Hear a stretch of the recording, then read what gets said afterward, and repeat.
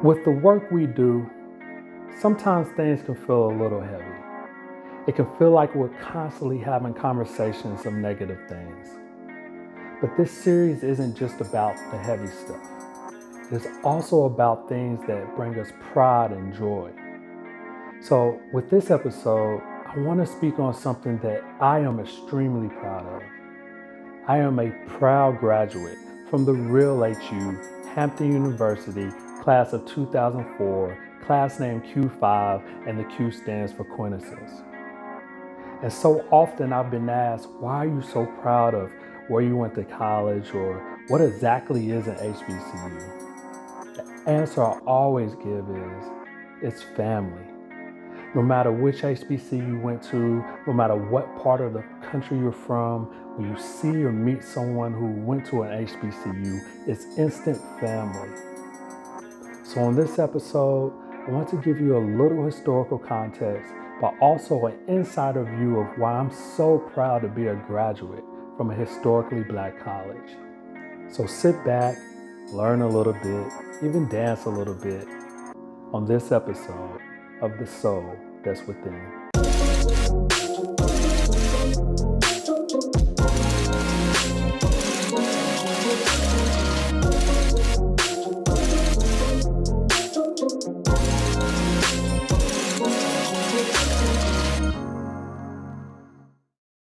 Historically Black colleges and universities, otherwise known as HBCUs. So let's start in the early 1800s.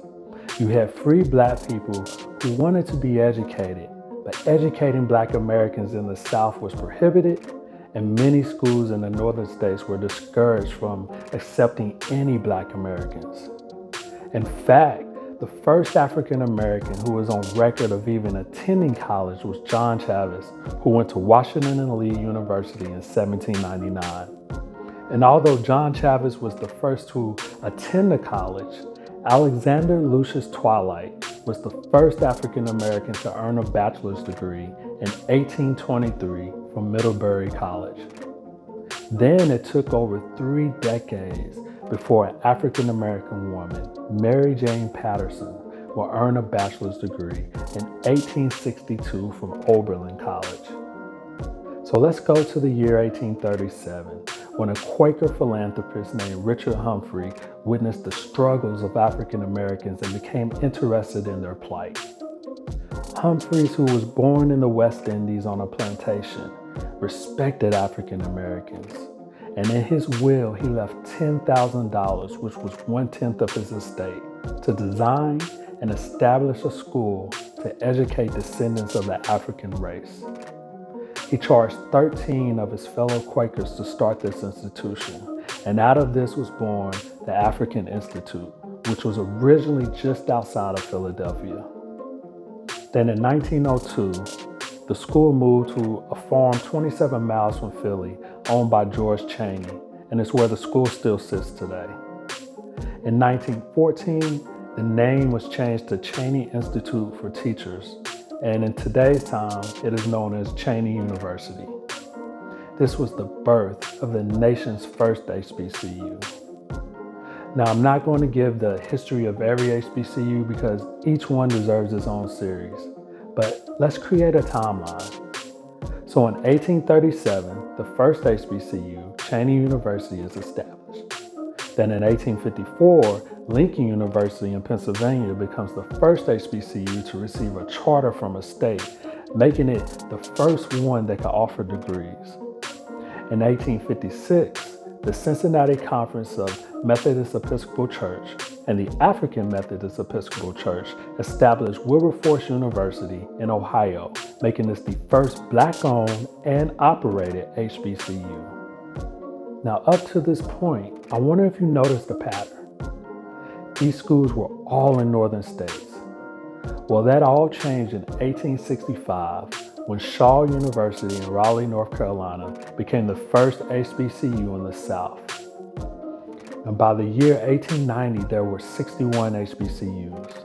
And then on August 30th of that same year, the Second Morrill Act of 1890 was passed, which required the former Confederate states to establish sister universities for Blacks, creating the 1890 historically black land-grant universities. So, quick history on this act. Justin Smith Moore was a senator from Vermont who believed all Americans should have access to higher education. And in 1857, Moore proposed to grant land to each state to establish public universities. The act was approved by Congress in 1859, but was vetoed by President James Buchanan. Moore resubmitted this proposal in 1862 during the Civil War, and President Lincoln signed the act, creating the first Moore Act. But because of undermining and hindrance with the legislation, blacks were denied admissions to land-grant schools. So 28 years later, Moore introduced a second Moore Act to address the race restrictions. This was approved and created 19 historically black land-grant institutions. Now let's jump to 1965. The U.S. Department of Education officially recognized HBCUs within Title III of the Higher Education Act of 1965, where Congress officially defined a historically black college or university as a school of higher learning that was accredited and established before 1964, and whose principal mission was the education of black Americans. Today, there are 107 HBCUs that are educating not only African Americans, but people from around the world. In fact, according to the U.S. Department of Education, 1 in 4 students, 24%, who are enrolled in HBCUs are non-black. But let's get into some fun stuff. I want to talk a little about the HBCU experience. I'm sure Kim can completely add to this as she went to the other HU, Howard University. But for me, a kid from a small country town in Kentucky, Hampton was the first time I met black kids from a different economic background. Everyone where I'm from was low middle class to poor. At Hampton, I met rich kids, upper middle class, kids who own brand new cars, kids whose parents were executives in companies. This amazed me. This was also my first interaction with black people who weren't Southern. There were students from New York, Detroit, St. Croix, LA. In fact, most of them were amazed I was from Kentucky and couldn't believe there were black people there. Now, it didn't help that during my sophomore year, a group from Kentucky named Nappy Roots blew up with a hit song, wearing chicken feet around their necks.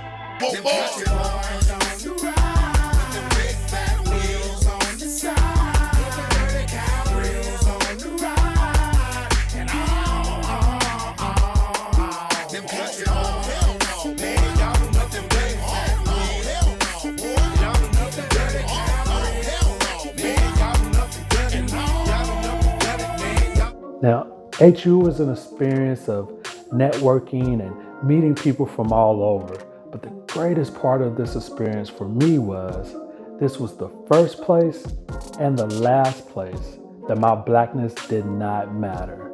My skin color was always brought up in Kentucky. You're always fighting stereotypes, perceptions of what others consider being black was. Even after college, when I was commissioned in the Air Force, it went right back to being a black officer. Having to prove myself because of my blackness, or people being amazed because I was a black officer in a career field that didn't have many. They called me a black unicorn in the military. But for those 4 years in college, I could just be me. Be a student, be smart, be funny, be loud, listen to the music that I like, be proud of my heritage, and just enjoy the experiences with no fears, no worries, no expectations at all. It allowed me to truly be educated and to grow into myself. So let's talk about some other experiences. I'll start by just saying, Hampton at the time had about 2,500 females and about 1,200 males. We all work for CPE, so you can do the data on that. But there is no better feeling or sense of pride than going to a sporting event and experiencing a HBCU marching band. Now, they all think they're the best, and the marching force at Hampton was dope, but I don't care which HBCU you went to. The feeling when the band comes on the field, the drum major presents the band, but this isn't just a regular drum major. The drum major performs. They're flexible, they're showmen. The feeling of the whole crowd buzzing. Everyone knows that you're going to the games not for football, but to watch halftime.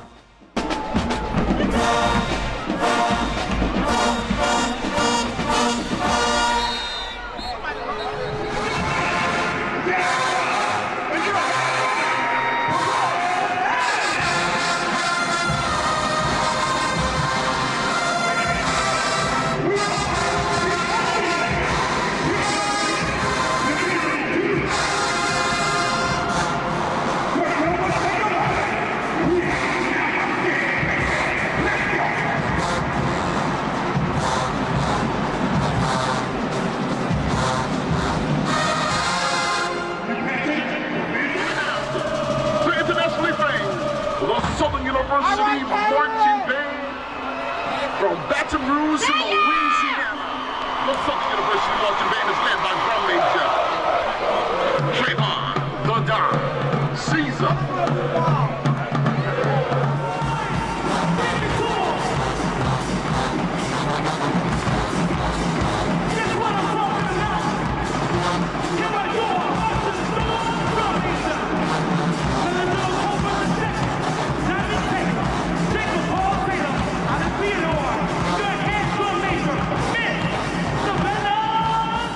The excitement when an opposing school's drumline challenges the home school.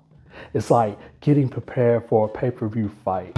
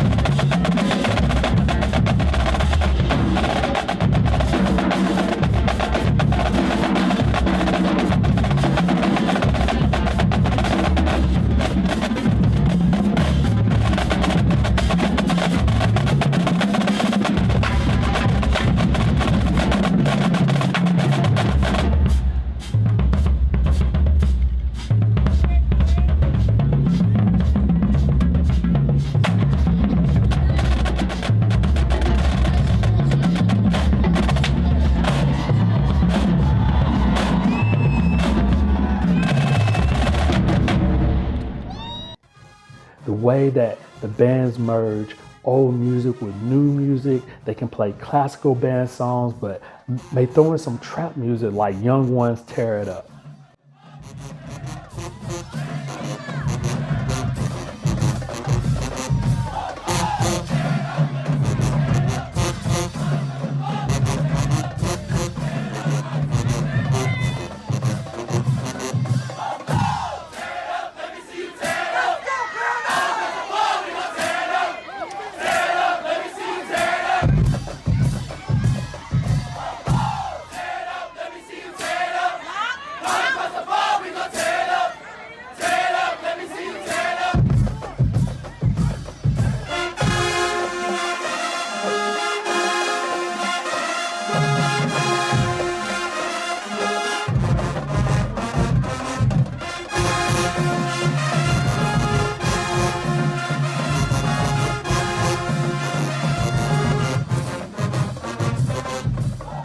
The cymbal players on fire.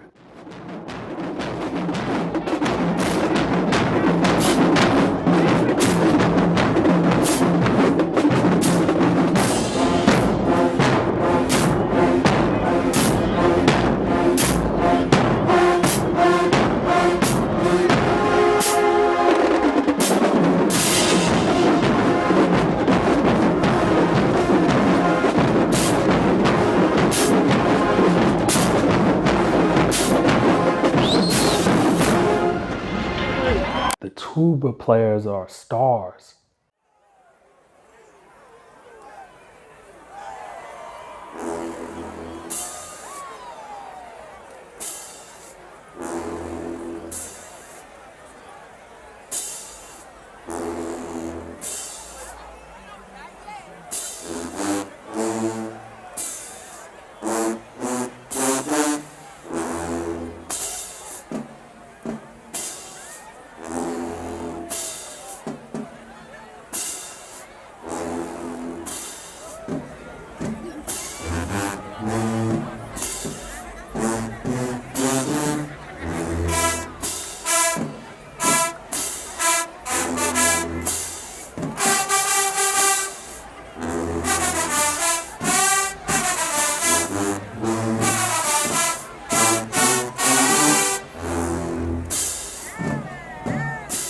It's no wonder that the Beyoncés of the world have integrated HBCU bands into their music.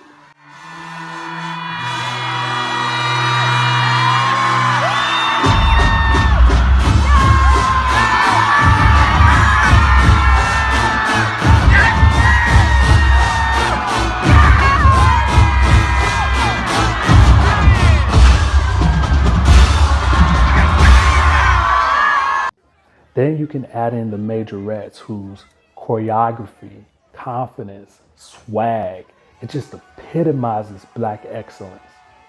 It's not just about performances, but it's the feeling with it all. The electricity that comes over the crowd, it is truly something to experience. If you live near a HBCU, I truly recommend going to a homecoming game or a rival game. There is nothing like it.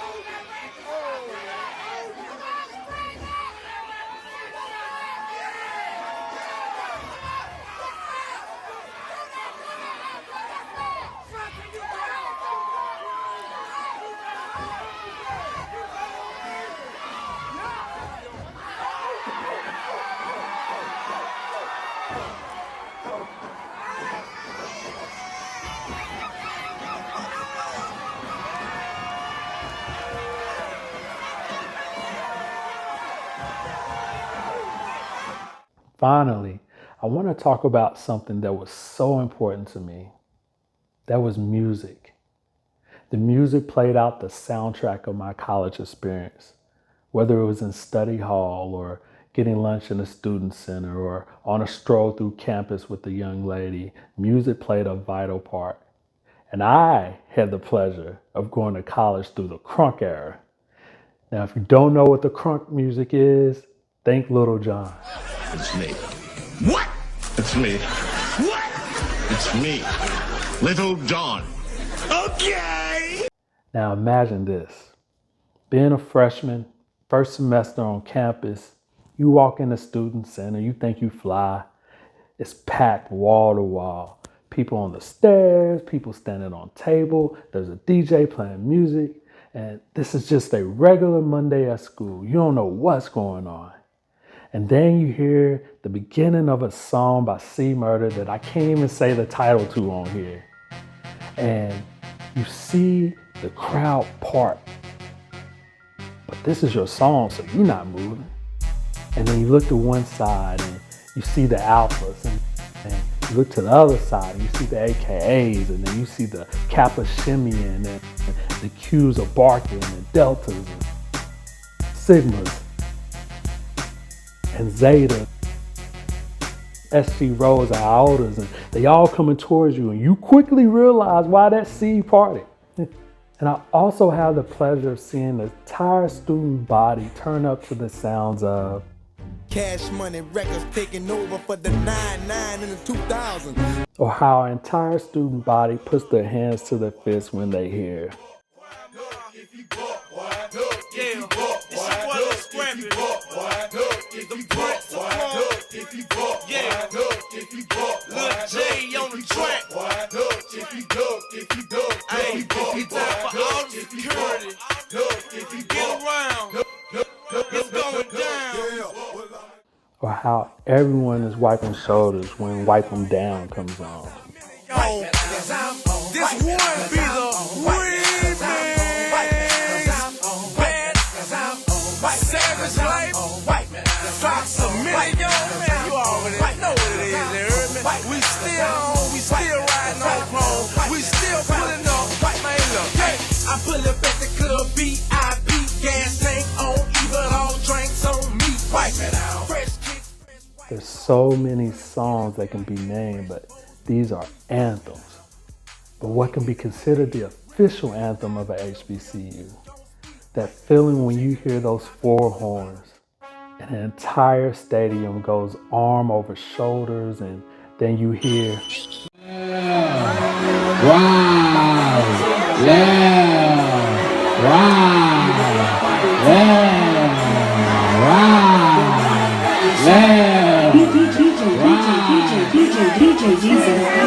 This is Winston-Salem State University, and this is Dog Fest 2016. I said I swag when I surf, and when I do surfing swag.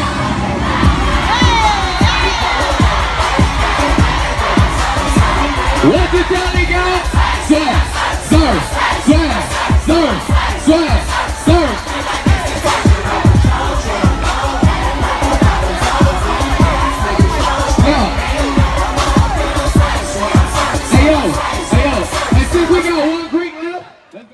what HBCUs have meant to me and so many others. My friends who went to PWIs wish they could have experienced. There's so much more I could talk about, but this was just a little introduction, and maybe you can research and find out more. HBCUs have produced some of the most innovative and brilliant minds, from Thurgood Marshall to Vice President Kamala Harris to Dr. Martin Luther King Jr., Samuel L. Jackson, W.E.B. Du Bois, Senator John Lewis, Oprah, and the list could go on and on. Going to an HBCU means so much to me and prepared me for life. And now I could proudly share that my oldest daughter will be continuing that tradition as she attends Tennessee State University next year. And I couldn't be more proud that she has made that decision and the example that she's setting for her little sister and brother. So the next time you see Kim and I arguing over the real HU, just know it's all love. It's a sibling rivalry, because truly going to a HBCU makes us family. And that's why I have so much pride in attending the school that I went to. Normally, I end with a quote, but this episode, I think I'll leave you with a little more swag surfing. See you soon on the next episode.